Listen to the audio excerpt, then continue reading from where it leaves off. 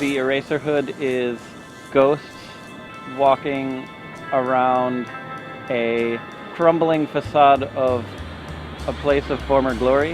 It has its own beauty because the elements that once made it beautiful are still visible through decades of misuse. The remnants of the Industrial Revolution are certainly here. There's big old buildings that were probably the center of the industrial economic infrastructure of this country, but now they're just kind of sitting there, rotting. And you wonder who the hell lives here. And of course in the late 60s and early 70s, David Lynch did.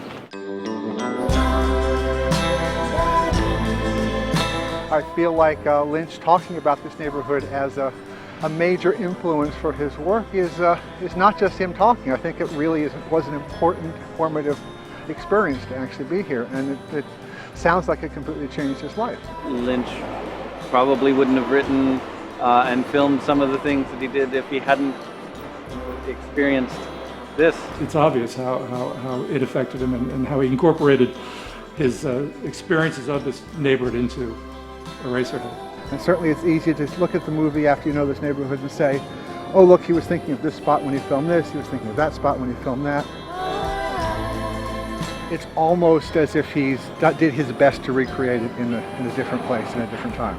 It's gross and disgusting now, but in the 70s it was like way grosser and much more dangerous. He talks about when he was a student roaming the streets and, you know, with a baseball bat with his nails, you know, pounded into the end of it to ward off, you know, would-be attackers, and the police saying, "All right, son, that's good for you." Well, for a long time the neighborhood didn't change much. It was industrial and commercial, so during the day it'd be busy, a lot going on. At night it'd be desolate and really empty. At that time, some of them were still clinging on, so there was still manufacture going on in the daytime. So there would be this, you know, this clang of, you know, the machines of industry. But then, come 5 o'clock, everybody would go home to the outlying neighborhoods, and it would become desolate, and the creeps would come out at night. When we first moved in, it was a little bit more sinister than it is now. We had, you know, some drug traffic and some prostitution on the streets, but that's been somewhat cleaned up. When I first started hanging out in this neighborhood, there were a lot more male prostitutes here than there are today. I don't think the level of danger that we're talking about with the wood and the nails still exists. I think that some of the fear has gone away. I mean, I feel like I have like a mixed feeling about that. I mean, if you take that fear and that danger out of the Eraserhood, you know, you're not going to have, it's not going to be the same neighborhood.